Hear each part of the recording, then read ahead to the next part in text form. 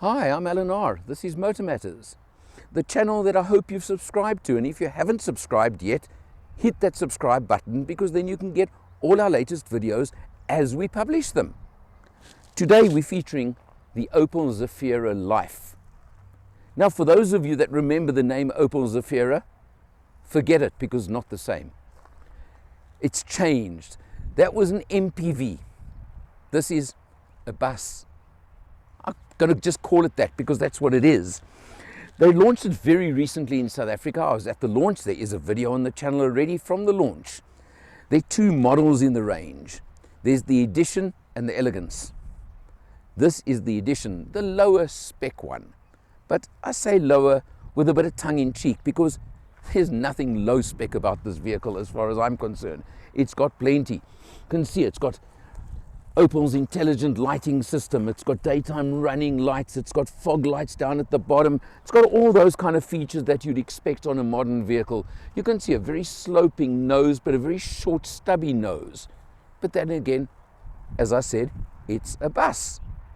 So what do you want? What do you expect? You have a look over here.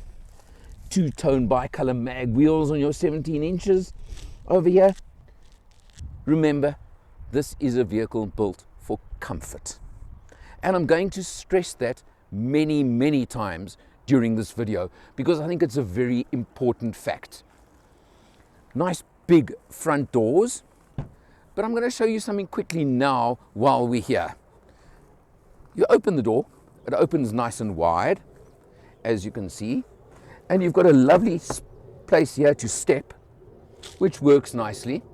But what's missing is there is a handle there, but nothing here as you would get on many opposition vehicles. So climbing in, particularly on the passenger side, is kind of a touch awkward. And I know Mrs. R had a tough time with this one during the whole test. But anyway, just a little feature I picked up along the way. Massive sliding doors on both sides. Spend the extra money on elegance. You don't have to do what I did and use the gym work to open and close the door. You press a button and it does it itself. We'll come back to the interior in a few moments. Let's carry on round the outside in the meantime. And as you come around to the rear of the vehicle, you'll see very unusual looking tail lights. The stacked effect over here. What is a good feature, many people do believe, is the fact that note the lights are only in the side panel and not in the boot lid, shall I call it, or tailgate. In many vehicles you'll have split lighting on both. Can be expensive if you have a little whoopsie. Something else I noticed on this vehicle, open up the tailgate and step way back. Because look at the length of this tailgate. It's massive. It really is. But what it does do is it opens up to a really big boot. Now, one of the failings of many 7-seater SUVs that are currently available is the fact that you get 7 seats, you get seats that pull up out of the boot area, etc., but you don't get a boot.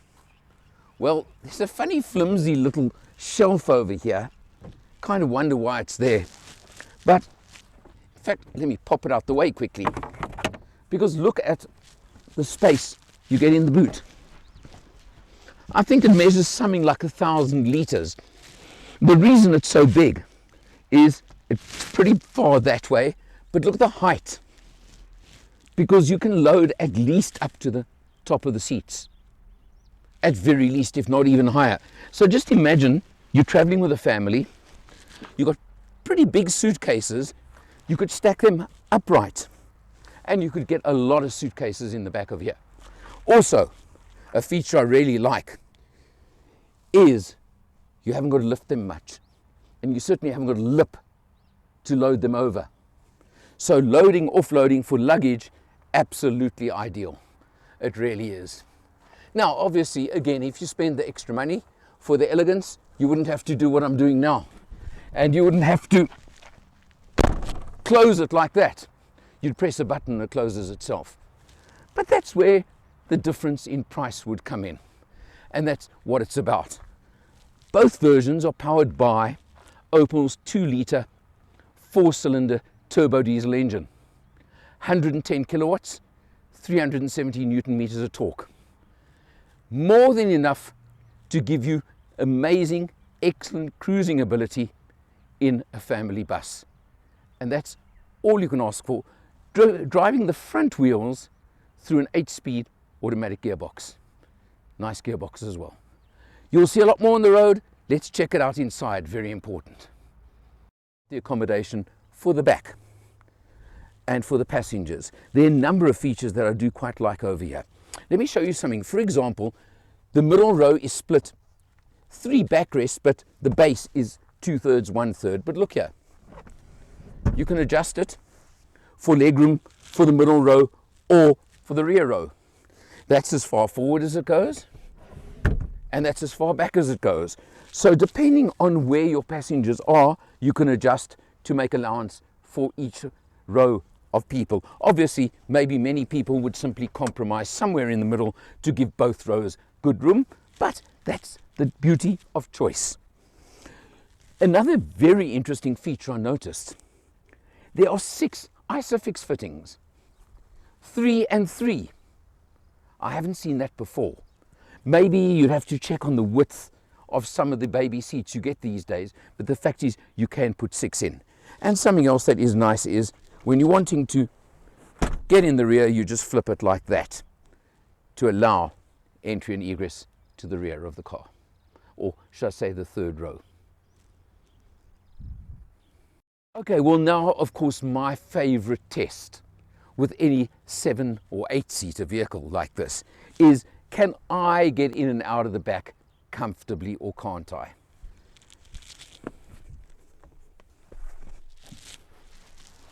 This has got to be one of the best in a while, hasn't it? There is plenty of room for me. I have got the row in front of me in its frontmost position, allowing extra room for me. But look here, I can also move. Okay, this one is as far back as it goes, but look at that. I can actually move this one forward to create even more boot space than I showed you when we were looking from the outside.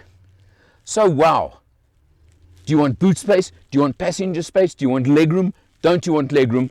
Who are you trying to obviously accommodate in the most possible comfort when you're busy in this vehicle? That is going to be the question you have to ask yourself, and you have to just think about when you're busy with a car like this, or a bus like this I should say. But there certainly is space for me to sit back and relax in this 3rd row if I want. And I suppose if you really wanted to spoil yourself, if I move across slightly, or let's say I sit in the seat, I could just put my legs up like this if that seat in front of me isn't being used. And really, how about stretch out lie back comfort for a change? For those who find important where you can get power points and connectivity, that's a 12 volt over there for the 3rd row. Then look at your aircon vents above in the roof down the center, including controls for the aircon, fan and temperature for rear aircon in the roof down center console, shall we call it. And then you do have interesting positioning, another 12 volt here in the B pillar, so just behind the front passenger seat, and under the driver's seat at the back, that's a 220 volt plug point. Most unusual. Can't say I've seen that too often, but it's a 220 normal plug point. So there you have your power points, because this is a vehicle you're going to take out in the country, camping, doing things like that. And of course you do even get your trays for your passengers in this middle row as well, on the back of the front 2 seats. There you go. Nice little trays as well. This car is built for both urban driving and open road. I mean, open road is where I think it would really, really thrive. But you can see we in Pretoria right now, just cruising around. But Obviously, the elevated driving position is one of the best parts of it. It's like a double cab bucky in that sense that you're sitting high up, but check all the seats behind me. This is the 8-seater version. As you know, the luxury version is the 7-seater, but tons and tons of space. It's smooth, it's comfortable. Obviously, such a long vehicle, long wheelbase, is what gives you such a smooth ride and just makes cruising so incredibly smooth and comfortable. 8-speed automatic transmission with this very unusual little knob to shift gears instead of your gear lever. But what difference does that make? Because basically, although I've got flappy paddles, can't understand why, but I have. You've got those if you want to shift manually, but otherwise you just stick it in drive and you go, which is exactly what I've been doing on this entire test all the way. And to me, it just makes so much more sense driving this car like this. This is a relaxed vehicle. It's not for running around, it's not for racing, it's not for speeding. Don't kid yourself. But the 2-liter diesel engine that puts out 110 kilowatts and 370 newton meters of torque has certainly given more than adequate performance all the way. And it goes really nicely, really smoothly. And being a diesel, of course, economical as well. I'll give final fuel figures just now, but you've got so much space in here. It just feels like you can stretch out for the whole day if you want to, and just as you feel, pull off. Well, nothing wrong. I'm not exactly rushing or trying very hard here or anything else to move the car, because you really don't need to. And in fact, you need to slow down when people change lanes in front of you. That's more of an issue around over here. But it's really a sit back and relax kind of drive. Pity we didn't get to a game reserve or something like that on this test, because I really would have loved to have taken it out on something like that and enjoyed that feature of it as well. But there's a next time for that. But it really does the job. And if you've got a big family, or obviously for transporting just groups of people, it fills that role absolutely perfectly, there's no doubt.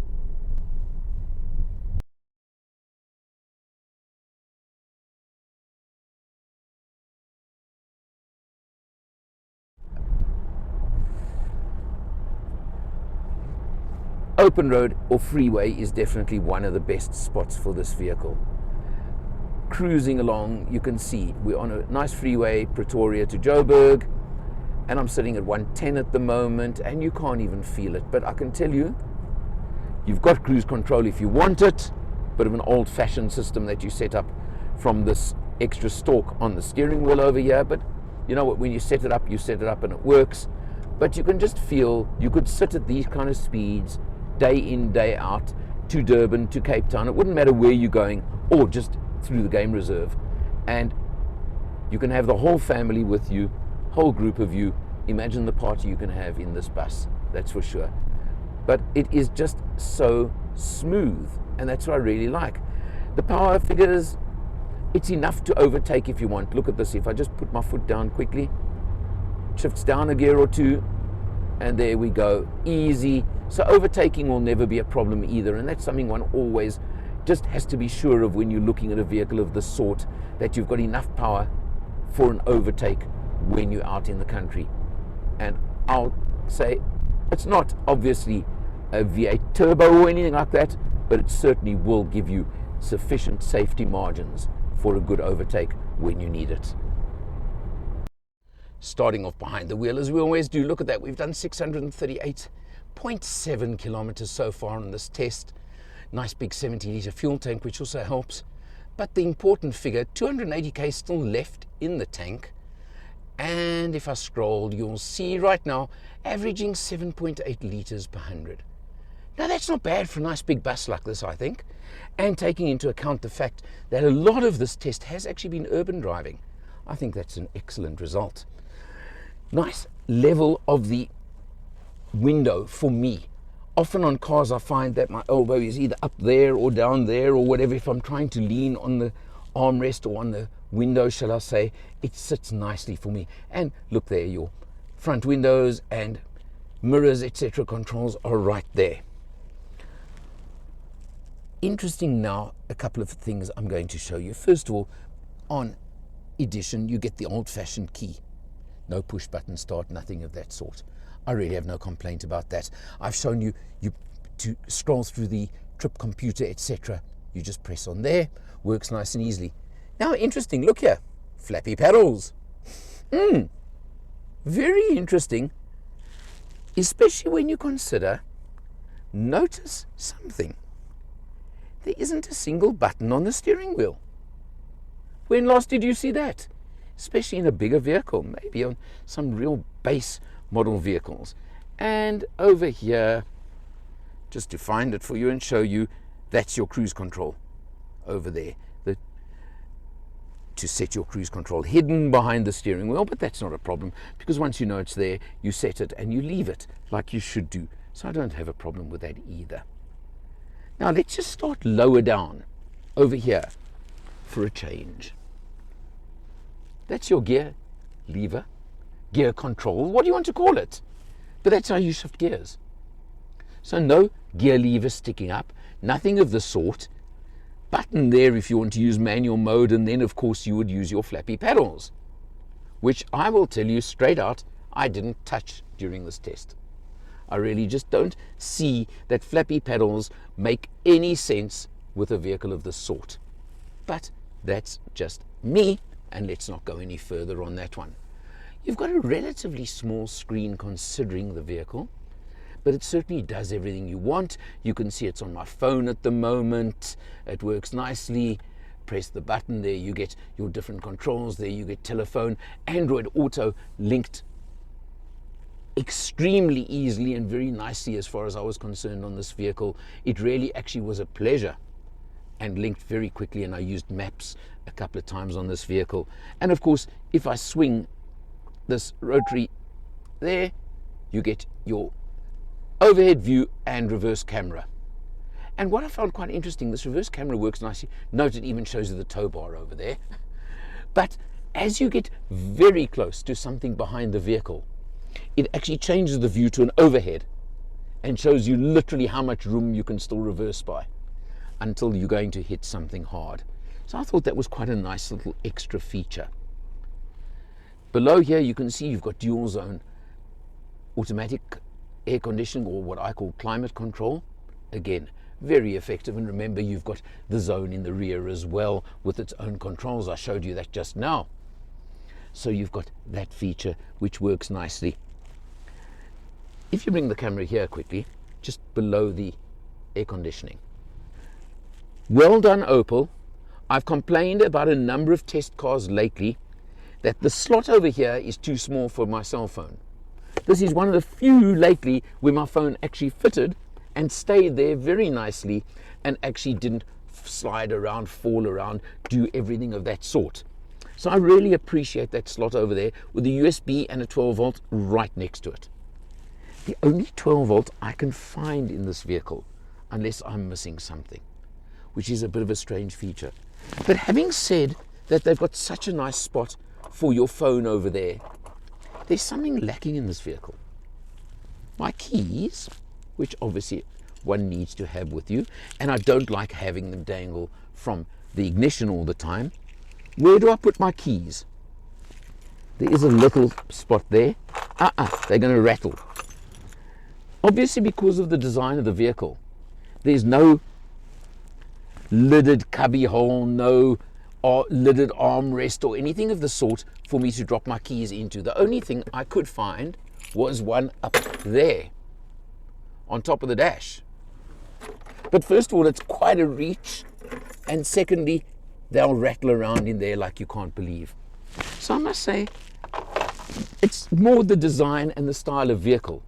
But I did find it interesting that, of course, that was lacking on here. But there is a very nice little armrest over here that you can flick out the way or bring it back down and set it. There you go, for cruising along comfortable cruising while you're driving along. And an old-fashioned manual handbrake. Certainly got no problem with that. Parking brake, handbrake. Note on edition model cloth seats, you get full leather on elegance. Other feature of elegance that we don't have on this one that I would have quite liked is it's not a panoramic roof, because this center console, overhead console stays, but you get sunroofs on either side, pretty long ones, long, narrow, along either side of that center console. Quite different, and I was kind of looking forward to getting that when I got this on test, but I got this model instead. There is a big price difference between Edition and Elegance of about 120,000 Rand, but you do get a lot of features. You get electric adjustment on the seats. I had to adjust the driver's and passenger seat manually on this vehicle instead of electric adjustment. Again, it's the kind of thing I believe you can live with. And it's not a big deal, but it's just the differences between the two. And you get a couple of other extra features, some extra safety spec. You do get blind spot warning on this vehicle, which I found very useful, very effective on freeway cruising, for example. Nice big warnings in your mirrors over there to let you know if there's a car approaching in the lane next to you before you make a lane change. So all of this, and it all comes together at 749,900 Rand. That's the price for entry to this. As I keep mentioning, you can go up if you want. The other very big difference to the Elegance version is the middle row is not the three-seater bench like we've got here. It's two captain's chairs, i.e. separate chairs, something like the seat I'm sitting in now, a separate seat like that, and they can be swiveled to face forwards or backwards. Really nice in certain circumstances and can be very useful, but you do lose one seat that way, so you end up with a 7-seater instead of 8. This is always a case of your requirements, what you need, what it fulfills. And only you can decide, is that extra seat important to you? Are you going to need it? Then you go for this one. Do you want that extra bit of luxury, extra bit of comfort, extra bit of whatever you want to call it, and you can live with 7 seats? Then there you go. The Elegance version is there for you. Both powered by the same engine, same gearbox, etc. So it makes no difference there. 750, can I call it for this one? 870 for the Elegance version. They're both very competitive in the segment of the market, which of course you've got the new Hyundai Staria, you've got the Kia Carnival, you have got the VW buses, but they're coming in pretty much a bit more expensive than this these days. So it would depend where you're looking and what you're looking at. Even the Kia Carnival comes in, but just to give you the kind of opposition you've got in this particular category. All I can say is it's a relaxed lifestyle vehicle, this one, in a lot of ways, although it certainly could be a working business vehicle if you need to transport passengers around on a regular basis. This is your market segment. If this is your requirement, check this one out. For Motor Matters, I'm Eleanor. See you next time.